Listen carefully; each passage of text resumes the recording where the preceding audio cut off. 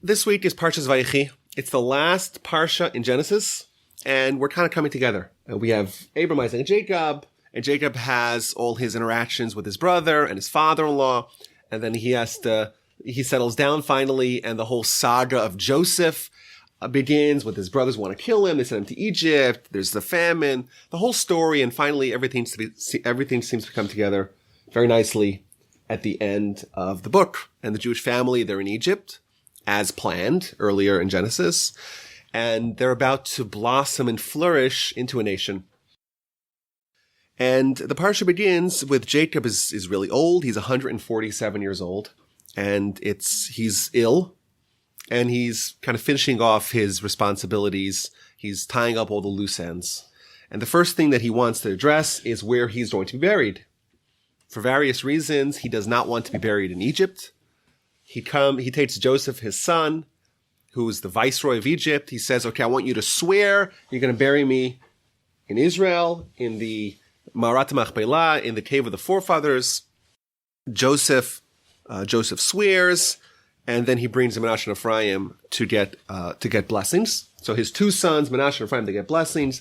They get promoted to being like the sons of Jacob, like Reuben and Shimon. And Jacob also addresses some of the items that weren't taken care of, most notably the fact that Rachel was not buried in the tomb of the patriarchs. And the central episode of the Parsha, chapter 49, is Jacob calls his children before him, and he says, okay, I'm going to tell you, this is my bedtime, my deathbed wishes to each one of you, and the deathbed blessings. Now, it's interesting. Rashi tells us that initially Jacob had intended on telling his children what's going to be in the end of days. And that didn't work out because he realized, for whatever reason, that the prophecy was removed from him. And instead he pivoted and started telling them, going through the children one by one and giving them blessings. And if you read the blessings, it's a little bit strange. It begins with Reuben, the oldest son. And he tells him, you're my firstborn, my strength and my initial vigor, foremost in rank and foremost in power. Okay, so Rashi explains what's going on over here. He's telling him, listen, you're the oldest. And the oldest, you're supposed to get all the goodies, all the benefits, all the plaudits, all the accolades, all the responsibilities. You're the oldest. And you're supposed to be the king, and you're supposed to be the priest, you're supposed to be everything. However, you lost it. Water like impetuosity, pachas kamayim, you cannot be foremost, because you mounted your father's bed, you desecrated him who ascended my couch. It's a little bit strange. Jacob is gathering his children. This is the end of his life, and he's going to tell them, your blessing, I'm going to give you everything that I've been withholding my whole life. And Reuven shows up, and he doesn't receive a blessing, or it doesn't apparently seem like he receives a blessing at all. His father says, you were supposed to be the king. I'm taking it away from you. You're supposed to be the priest. You're supposed to be the spiritual and the political leader of the Jewish people. And my blessing to you is, you're not. You're losing all your stature. It seems very strange that this would be the blessing that he offers Reuven. Imagine the king of Saudi Arabia. And they have like 85 princes. And one of them is the crown prince. And he said, let me give you a blessing. Your blessing is you're being demoted. You're losing your stature. Or, the CEO of the big company, he calls over his kid, who is the heir apparent, and he tells him, I have a blessing for you. You're no longer the man. I'm giving it to your brother. It seems very strange. And then Simon and Levi are lumped together, the next two brothers. And again, it doesn't seem like it's a blessing at all. What does he say? Simon and Levi are comrades, they're brothers. Their weaponry is a stolen craft. He tells Simon and Levi that they are operating with someone else's craft. Jacob, after all, he is the one who uses reason. He uses his voice. He is the spiritual counterweight to Esau. Esau is the one who uses violence. And Shimon and Levi, they have a penchant for using violence as well. When their sister was kidnapped and was defiled, they went and they slaughtered a whole town. So Jacob is telling his sons, Shimon and Levi, you're operating with stolen craft. You're using the craft of my brother. And I don't want to have any part of your legacy. Don't mention my name. Don't mention my honor. And he's kind of highlighting their misdeeds. And then he tells them, accursed is their rage and their wrath. I'm going to separate them amongst Jacob and disperse them amongst Israel. I'm going to make you traveling peddlers. You're not going to be able to unify, and you're not going to be able to gang up together, because when you do that, when you are comrades, you're a force of destruction. Again, it does not seem like the most wholesome and warm blessing that a father could give their children. And Rashi actually says that when Judah hears this, he starts backing away. What does dad have in store for me? But Judah says, no, you're okay. And he gives him a very positive blessing, and that continues for the rest of the brothers. So if you have 12 sons, the first 3, they get very sharp, very harsh, very biting criticism. They lose their stature. The roles that they were supposed to play, that they were destined to play, get pulled away from them. And then the rest of the brothers, they get very nice, lovely blessings. And then the section concludes in verse 28, all these are the tribes of Israel, 12, and this is what their father spoke to them, and he blessed them. He blessed each according to his appropriate blessing. The whole section concludes, Jacob gave all 12 of his children. He gave them all lovely, appropriate blessings.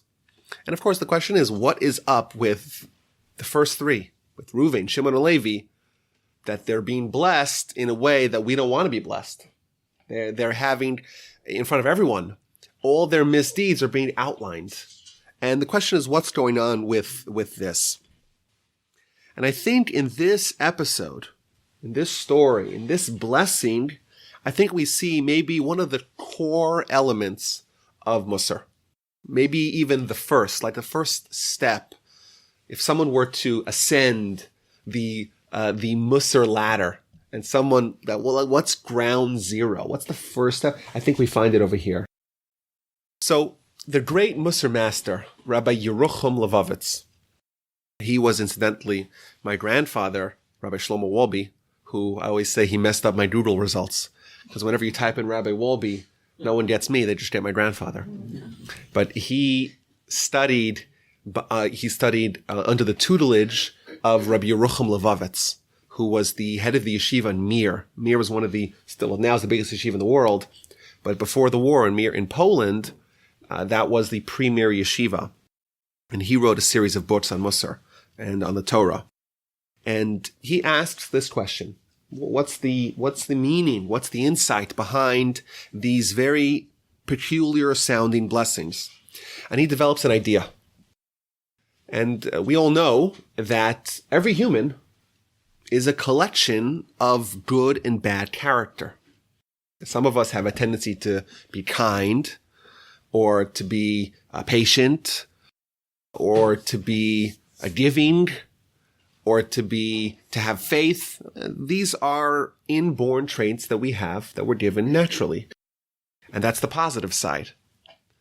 And on the negative side, the human condition is that we're not perfect. We have imperfections. If we were perfect, we'd be angels. If we'd be angels, there'd be no meaning in life. We wouldn't have Torah. Angels don't need Torah. If you're perfect, what do you need Torah to perfect? So the idea behind Torah is that we're trying to harness the power of Torah to use it to perfect ourselves. The term that we hear a lot, tikkun olam, fixing the world. That's kind of a national mission of the Jewish people. Like, what do we stand for? We're the chosen people.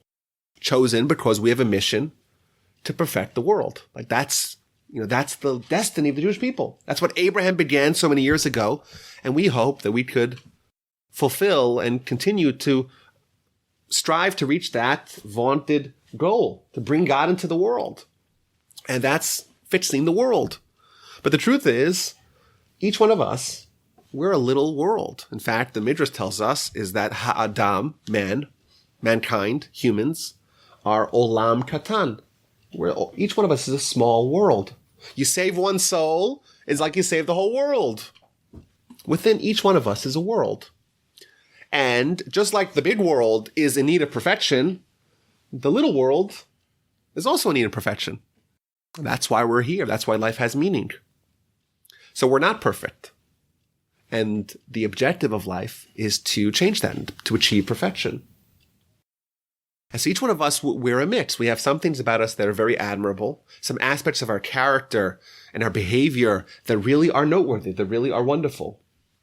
And the reality is that there's other parts of our character that are less admirable and are in need of being addressed. For example, everyone has good character. That's an established idea. The Mishnah tells us, Ezehu chacham halomed mikol adam. Who is the wise person? He who studies from every person. So the commentaries tell us what that means is that to be wise, you have to really amass, you have to coalesce all the good character within you. So how do you do that? Every person you meet, you say, okay, this person, by definition, if they're human, they have something good about them. So I want to learn what can I learn from this person and integrate into my own personal repertoire of character. And if you learn from every person, hello, maybe call Adam, you'll eventually amass them all, and you'll be the chacham. You'll be the wise person who's able to incorporate within you all the good character because you're someone who's trained yourself to study, to learn from every person. But this is a foundational idea. I think it's baseline idea of Mussar, but I think broadly speaking, the whole idea of Torah is that we're a collection, we're a mix. You know, I have a talk that I give sometimes about love and relationships. And we know there's a mitzvah in the Torah to love your fellow as yourself.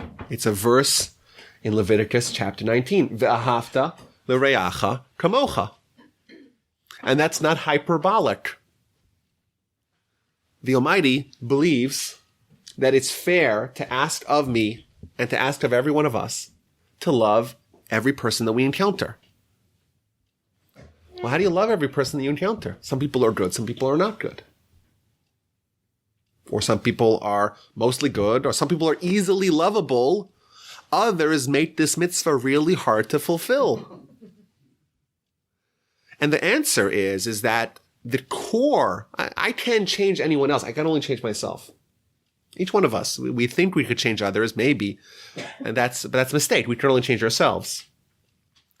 Clearly, when the Torah is telling us you have to love everyone as you love yourself, what it's telling us is you have to change yourself in order to love other people. If I could press a switch and make every person that I ever encounter with entirely lovable, then maybe it'd be very easy for me to fulfill this mitzvah. But we can't. The only person we can change is ourselves. So how do you change yourself to love every other person as yourself? Well, if this foundational principle is true, that every single person in the world has aspects of their character that are noteworthy and admirable, all I need to do is to change the lenses that I use to judge other people. If I train myself, every person I encounter, to ask the question, what do they have that I can learn? What is good about their character? To rewire the way I interact with people and say, I'm going to try to extract whatever it is that there is about this person that I could learn from. What is noteworthy and admirable about the person? If I could do that, if I could make that shift in trying to find the good in other people, by definition, every person that I'll encounter, I'll say, okay, this person has this character quality that I'd love to have. And this person has that character quality that is really wonderful and sweet and nice. And this third person has this other admirable aspect of their behavior. And suddenly, all the people that you meet are really lovely. And they're really lovely, and naturally, when you see lovely people, you love them. You know, we're wired to see the negative in other people and the positive in ourselves. Like, we're wired to be self-righteous and to justify our behavior.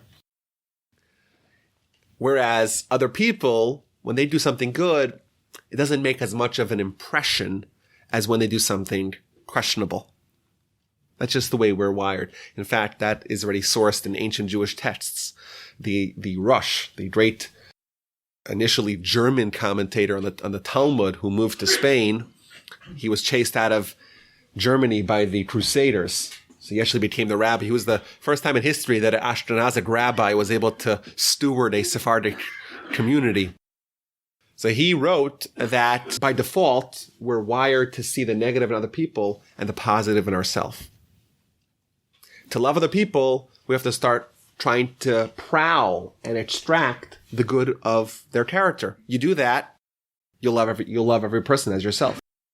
Because just like yourself, you're used to, by default, to find the good. If you just treat them as yourself, you'll love them. But the bottom line here is that everyone has good and bad character. And if we could kind of isolate your mission as a Jew, your individualistic mission. Of course, all Jews, we have Torah, we have mitzvos, there's a lot of things that we need to do, kind of all of us. It's the baseline.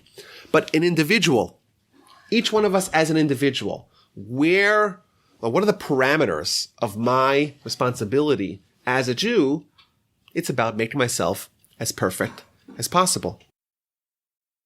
The Talmud tells us, Lo nitnu mitzvos, ella letzaref bahem et habriot. The only reason why we're given mitzvos is to purify ourselves. So thus, if I could make an image, a picture of all my character, both good and bad, I'll be able to visualize what it is that is demanded of me, to utilize my good character to fix my bad character. And that is my spiritual mission in a nutshell, if I can do that. What's the problem? Why is this hard?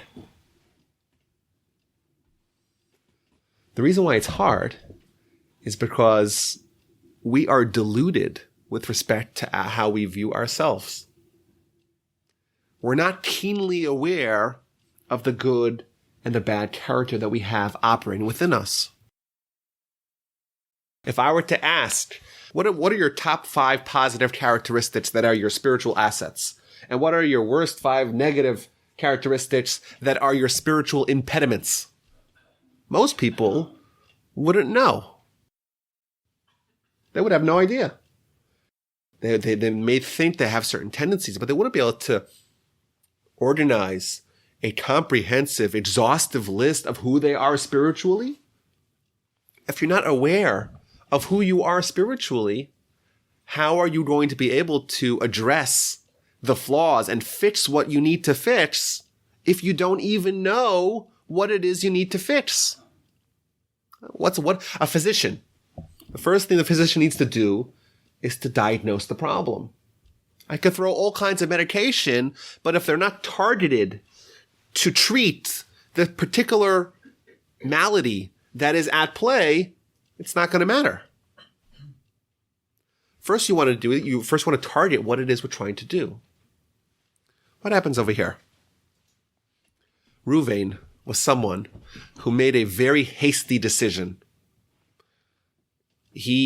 When Rachel died, Jacob, of course, had 4 wives.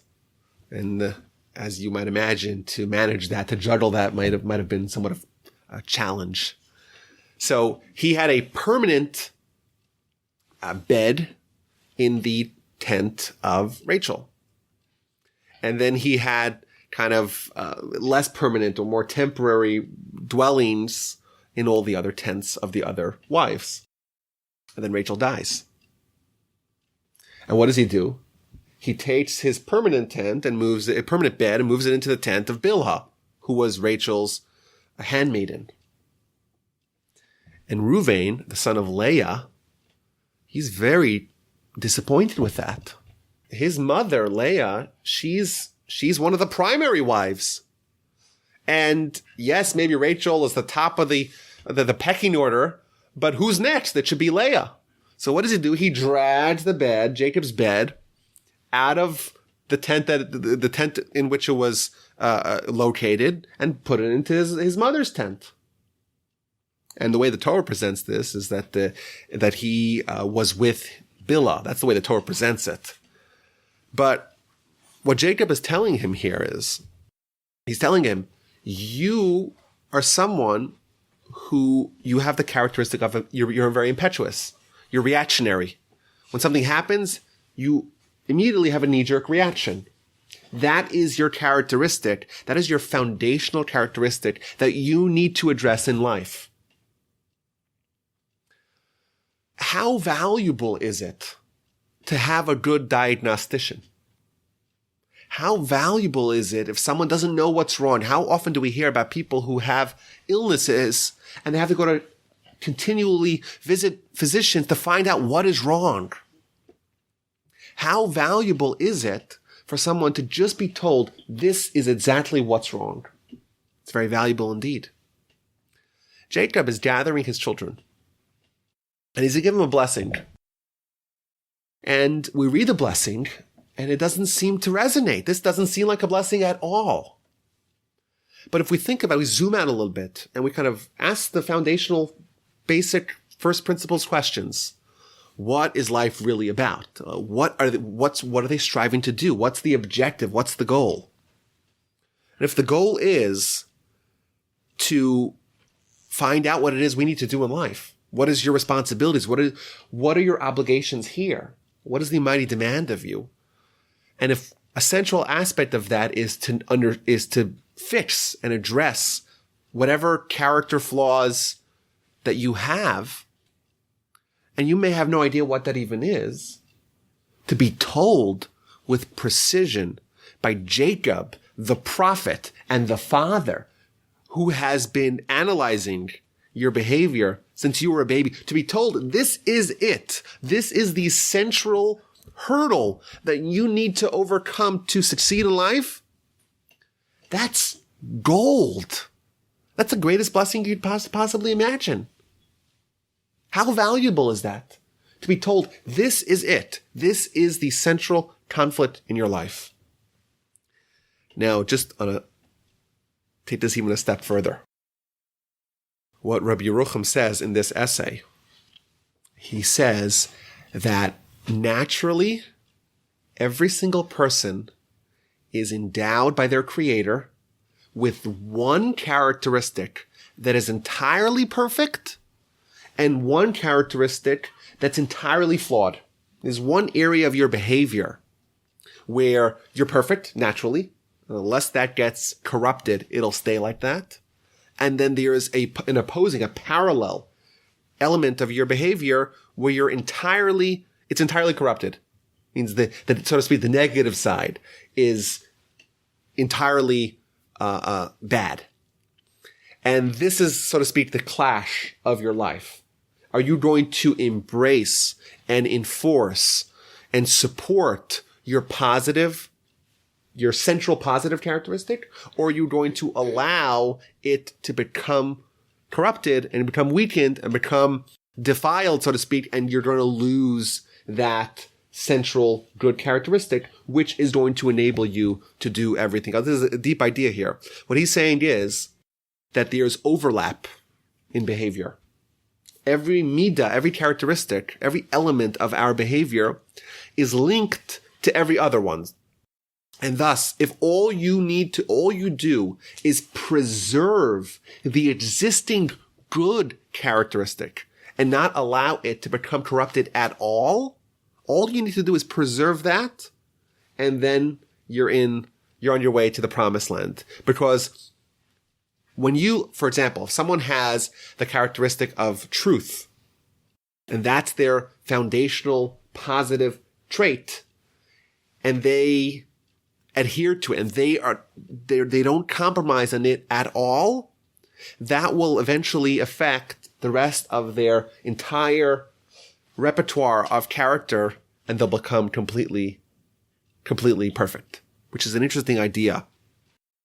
But I think just on a more basic level, the first step of Mussar, if Mussar is about achieving character perfection, about developing ourselves, building ourselves to become perfect people, to fulfill our mission of Tikkun Olam ourselves, then perhaps one of the first steps is to just identify whatever it is that we need to do.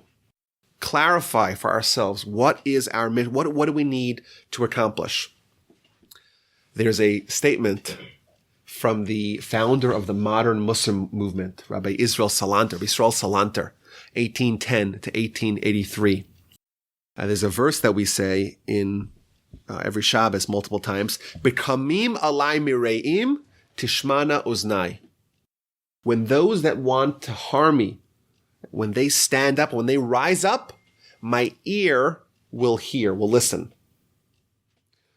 What does that mean? So he explained this very cleverly. He says, when you hear someone speaking negatively about you, when someone's criticizing you, so the knee-jerk reaction is to fight back, is to have a backlash, is to resist, and to repulse it. That's the knee-jerk reaction.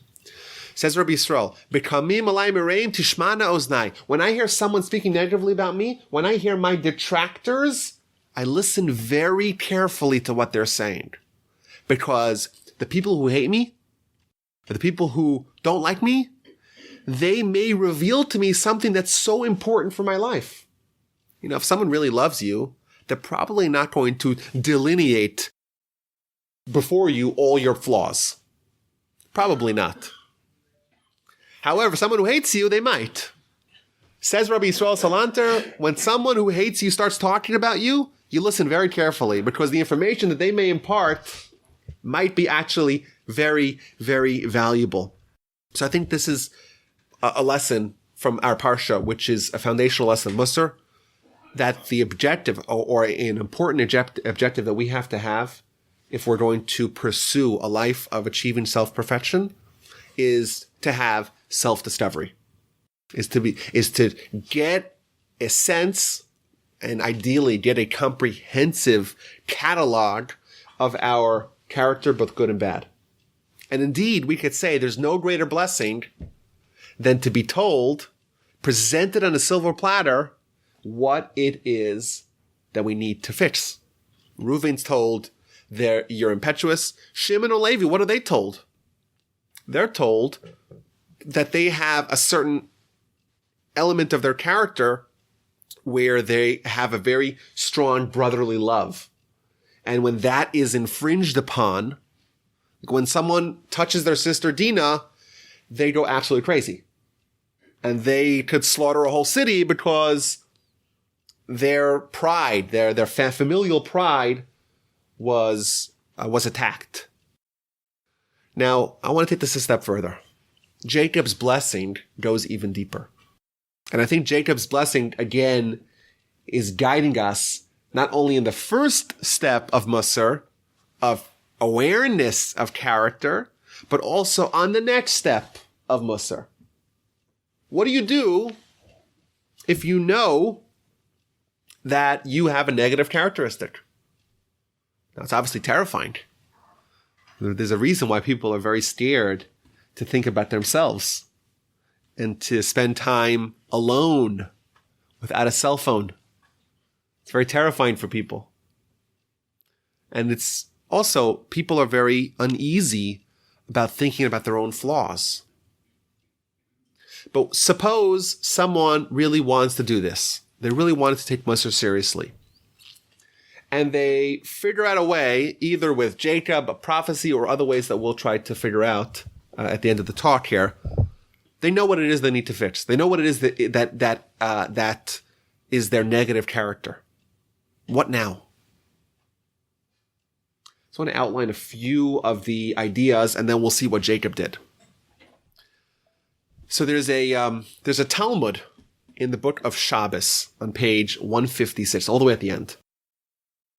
And the Talmud is describing those kids that love to dismember daddy long legs. Remember those kids? Or the kids that are gleeful when they're dissecting the frog in science class. There's certain kids who have a certain penchant. They like blood. The way the Talmud describes it is that someone is born under the astrological sign of Ma'adim. Someone is born under the influence of Mars. That's basically how it's translated. It's describing someone who has a penchant for bloodlust. But they have a choice. They can either be a mohel. Mohel is someone who is able to get their fix of blood in a mitzvah. Or they could be a surgeon, they could be a physician, they could be a butcher, or they could be a thief. They could be a murderer. Now, this idea, I think, is something that really is broadly applicable. You know, some people, like I get very queasy when there's blood. I'm certainly not one of these kids. The closest I ever got to a bris milah was my own children, and even that was very difficult for me. But everyone has their own thing. Every child, you know, they are given by the Almighty a certain inborn character traits. And every parent knows, a parent who has 2 children, they right away could see how different they are, even though they have the same biological roots, but they're just so different because it comes from the soul. The soul is what gives people these divergent qualities to them. But what the Talmud's telling us is that even if someone has a negative character, the negative character does not need to be manifested. It does not need to be exhibited in a way that's improper. If someone, they're cruel, and they're going to be cruel. They love blood. Find a way to fulfill that in a mitzvah. If someone gets angry, you know, anger is the Talmud and all the sources are very harsh on someone who gets angry. For example, kol hakoes, kol mine gehenim sholtim bo. It's the Talmud. The Talmud tells us, whoever gets angry, all manners of hell and purgatory are going to attack him. It sounds very harsh. And the reason why, the deeper meaning, is because anger, that's the segue for all kinds of sin and all kinds of misdeeds, and therefore all kinds of punishments. So let's suppose someone is angry, and the Almighty made them as an angry person. And you see that with children, some children have a tendency to get very angry. Why did you do this? I don't like the way this food is made. This is terrible. And some kids are more mellow. They're more calm. And I think this rule would apply as well. Suppose you isolate your character. You're an angry person. Okay, that's settled. What now? Let's find a way to channel that towards something constructive. Be angry at ISIS or at Hamas, or be angry at the fact that there's problems in the world, that there's people who need help and they're not being addressed. Find a kosher outlet for an unkosher characteristic. I know my parents, there was one of my brothers, he had a lot of energy. He was like bursting with energy. And then he had like a violent streak to him. He had an angry, violent streak to him. So they bought him a punching bag. Still there at my parents' house. Punching bag. Let out your energy. Let out your aggression in a way that you don't have to punch your brothers, your siblings. Or, right? Like that's a kosher outlet. And I think the exact application obviously depends on the circumstances. But the core idea that we find in the Talmud really resonates. Once you understand what is operating, find a way to before you even think of fixing it, find a way to channel it in a way that's not harmful or destructive to yourself or those around you. What does Jacob do? He tells Reuben, you had it all. You were going to be the king. You were going to be the priest. You were going to be on the top of the food chain in the Jewish nation. But you're impetuous. You act quickly. You don't think before you act. So therefore, I'm going to punish you by taking away the stature and the role and the responsibilities that you were destined to have. You're no longer going to be the king. The king's going to be Judah, your brother. You're no longer going to be the priest. The priest is going to be Levi, your other brother. To us, it looks like a horrible demotion. This is not a blessing. This is a curse. That's what we think. But now that we have a little bit more of context, what Jacob is doing here, he is trying to give them a blessing that really relates to their spiritual universe. First, he told them, and he isolated for him, his negative character, which in itself is very valuable. The next thing that he did is that he set him up in a way that his life will not constantly come into conflict with his negative character. A king. Perhaps the most important characteristic that the king needs to have to fulfill his duties properly is to be deliberate, is to weigh options. If there's a thorny geopolitical crisis and he has a happy trigger finger, what's going to be? How quickly can nuclear war happen? Or how quickly could he kickstart a war? A king who acts before he or she thinks, about the situation and circumstances and taking into account everything that really is operating, is someone that's likely to bring about devastation to themselves, to their reign, to their monarchy, and to their people. So what Jacob is doing by pulling away the monarchy from Reuben is in fact also a blessing, because he's setting him up for life, for success. If someone has the characteristic of being impetuous, it's critical that they are not the next king, because that's not the right role for them. Yes, we'd all love to be king, but you know what? If someone is not worthy of being the king, it's better for them and better for everyone else if they're not put into that role. There's a book called The Accidental President. Harry Truman, he was totally unprepared to be president.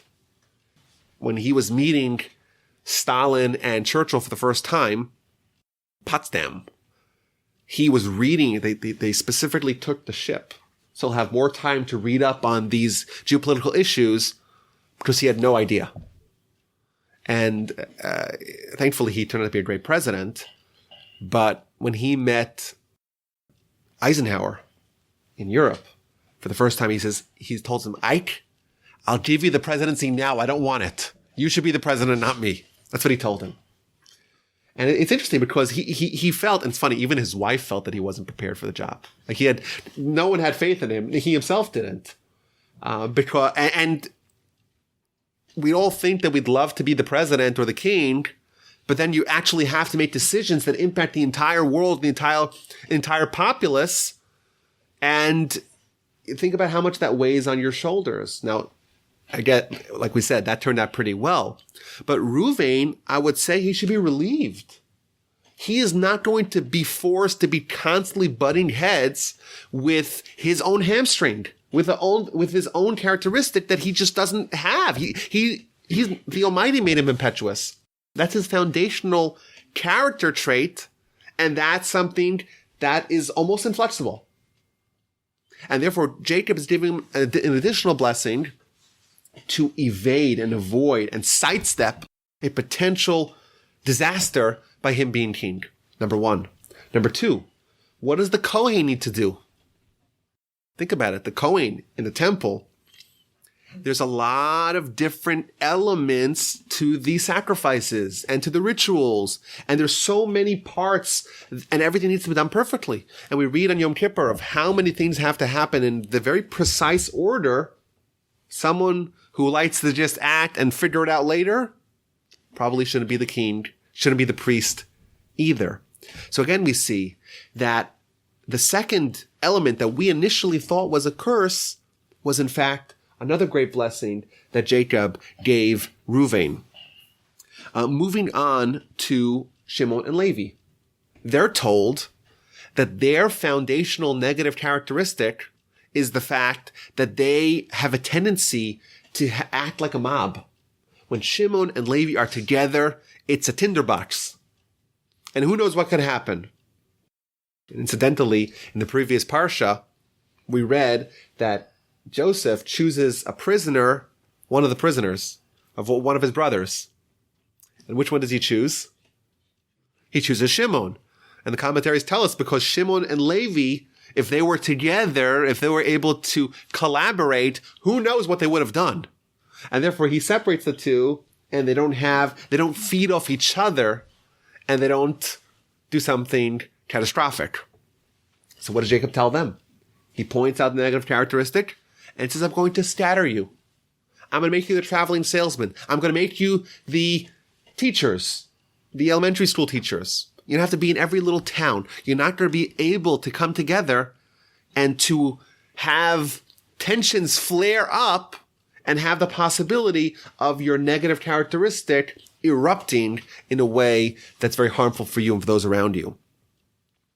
So I think, the lesson that we see in the Parsha is, number one, the critical notion of thinking about our lives as a mission, as a responsibility.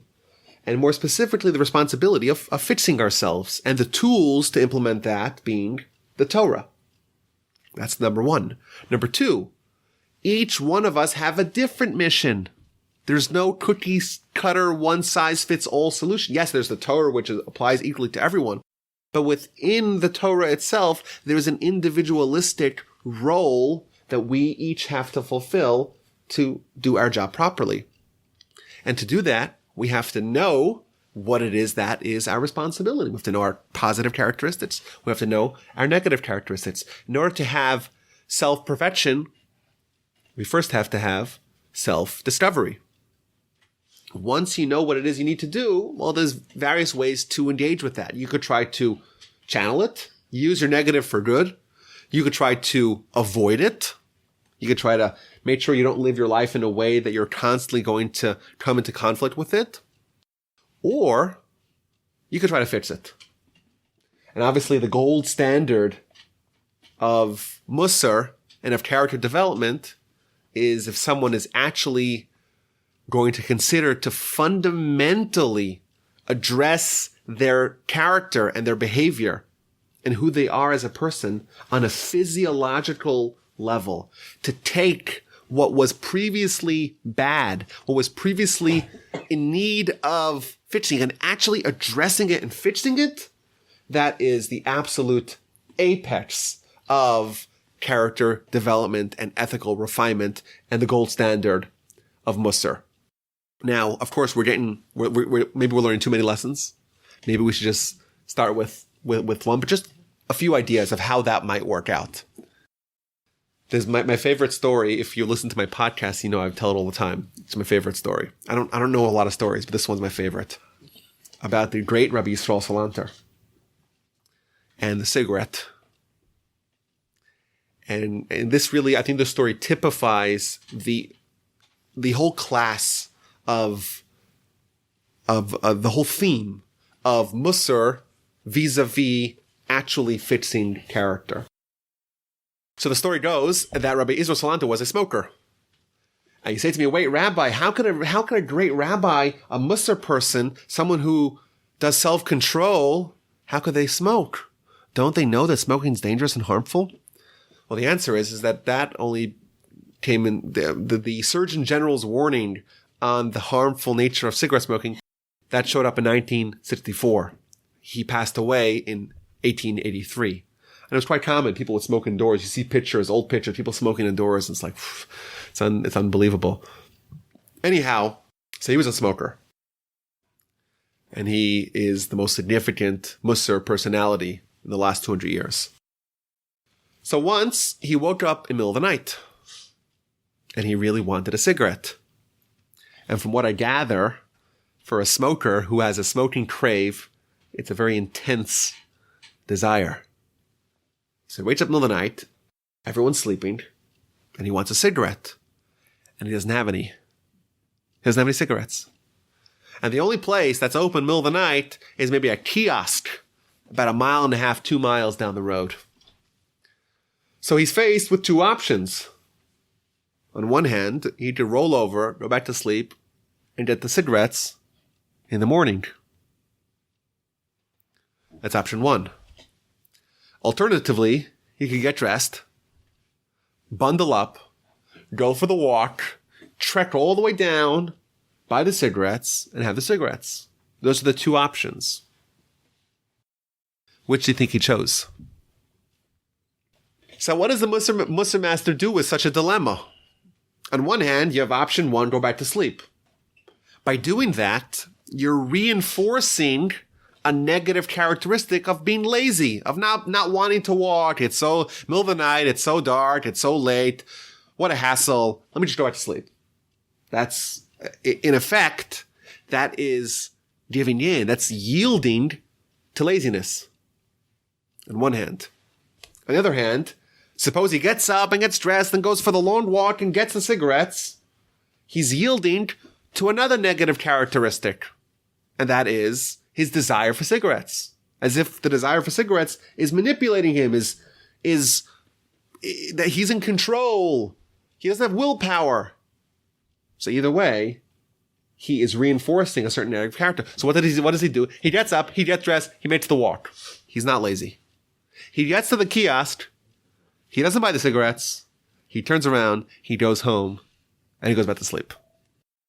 And I think this story, it sounds comical to us, like, why would someone do that? But if you think about it in this lens, like if your objective is to fit your character, and you have a certain awareness of the character and how it's operating within you, you recognize that there's two competing options, ostensibly, and each one of them, you pick your poison. Are you going to reinforce your tendency towards laziness, or are you going to reinforce your tendency towards compulsion for cigarettes? Either one is bad.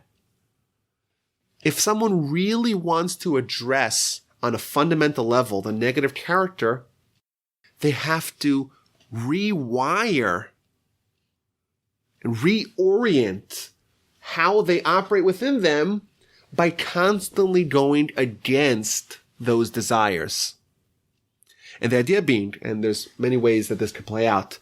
For example, there's the famous idea of 40 days. You do something 40 days, you acquire a habit. You actually change. But broadly speaking, by acting in opposition to the desire or to the negative character, you're slowly mitigating it and weakening it and empowering the other side, and eventually you fundamentally change it. And that's what he did. Now, of course, it's very difficult. Like we said, this is the gold standard, but this is at least the idea, I think, is powerful. And people here might be saying, okay, Rabbi Wolbe, it's nice to meet you from Houston. Thanks for coming to Harrisburg. We have a very busy life to live. All this talk about character development, where do I gain from it? What's the benefit? Then don't tell me olam haba. Don't tell me God will be happy with me. Here, how do I benefit? So I want to suggest that not only is it good for you spiritually, if someone has good character, it's actually good for them in their material world, in the world that we're living in their body-centric universe. Moreover, I want to make a bold claim that everything that could go wrong or right in relationships at their root stem from both good and bad character. You know, we have relationships with our colleagues, with our children, of course, with our spouse. And those are the things we cherish most in our life. And you don't need to be a statistician to know that in this country, in this time in history, a lot of relationships have breakdowns. And every single relationship breakdown can be traced back to negative character. Both in if someone's not empathetic, or someone doesn't show kindness, or someone behaves poorly, if someone gets angry, whatever it is, it could always stem back to an underlying negative character. But wait a minute, Rabbi, I heard on the radio that most relationships break down because of money. Yes, of course. There are external factors that unearth negative character. But at its core, the foundational element that causes marriages and relationships to either flourish or to regress is about character. And if we want our relationships to flourish, it's important for us to invest the time and the effort and the energy in making ourselves and improving ourselves to make us better people and have more ethical, refined character, and that will lead us to having better relationships. So I want to recap here what we did. We see Jacob. Jacob has blessings that don't seem to be blessings at all. But the truth is that Jacob is actually giving us step 1 and step 2 of Mussar. Step 1, character awareness, just to know what it is that you need to do. Step 2, once you know what it is you need to do, you have to grapple with it. You have to address it. And the way he tells his children to address it, avoid it. Make sure that the life that you're living is not constantly evoking the negative character that you have. Of course, ideally, we'd love to fix it. But the first step is to know the character that operates within us. So that's the lesson for the Parsha. And I want to end off on a very practical level. Suppose that we actually want to do this. We actually want to fix our character. What now? Where's Jacob? Where's the prophet who could just reveal it like he revealed it to Reuben and Shimon and Levi? Wouldn't that be convenient? Now we don't have prophets. What do we do now? Is there any way today, in the world that we live in, for us to gain a sense of our character and what it is that we need to work on? So I want to give you 3 suggestions, maybe 4 suggestions. So I once heard a lecture from someone who will remain unnamed, who said that the reason why people get married, the ultimate reason why people get married, so he asked the group, why do people get married? Well, to produce children. Yeah, you don't need to, you can find, there's other ways to do that. And all the answers that people were offering, he rejected. He says, the real reason why you get married is because your spouse will tell you all your flaws. And the reason why this person remains unnamed is because I vehemently disagree with them. But that's a side point. But that's an idea, is that other people could give you feedback. My great-grandfather, Rabbi Abraham Grodzinski, who was a great Mussar master and the dean of the famed Slobodka Yeshiva, the first Mussar yeshiva, he says something very deep. He says that, yes, in antiquity, people would go to the prophet and the prophet would delineate for them what is their positive and negative character. Today, we don't have prophecy, but we have a stand-in for prophecy. We have a replacement for prophecy, and that is suffering. When bad things happen to you, it's a message from God. This is an area that you need to work on. This is an area of focus that you need to address. Last week, we saw the brothers and Joseph, and he's playing with them, and he's toying with them, and he's tormenting them. And they say, this is our fault because of what we did to our brother. And that shows a certain attitude of someone reacting to whatever it is that they're encountering and bringing it inwardly and saying, okay, what lesson does this have for me? A third option, the Baal Shem Tov. He famously said that everything that you encounter is a mirror. The negative character you see in someone else is a reflection of the negative character that you have harbored within you, which is a pretty astonishing claim. Whatever it is that you see innately in other people is actually a reflection of whatever is operating within you. And thus, just find out like what patterns you see amongst your friends in their character, and that, in fact, is your character. And finally, My grandfather of blessed memory, Rabbi Shlomo Wolbe, he wrote a book called Alei Shur, 2 volumes. And in volume 1, he has a whole section called Das Atzmeinu, which means knowledge of ourself. And what he proposes, it's not any magic bullet or panacea, but he suggests and he outlines an approach to have a careful and painstaking character analysis of ourselves. To spend months to say, okay, every day I'm going to make a list of what character traits I have exhibited during this day. And by doing that over the course of months, you'll be able to see which characteristics are overrepresented and are more foundational and which one of them are only episodic. And I think that regardless of which angle we want to do, I think just the recognition, the cognizance, just this talk, the notion that we should be aware of our character, and just thinking about that in itself, that this exercise in itself, I think is worthwhile. In our Parsha, in Parshas Vayechi, we learn how critical it is to know who you are and what you are.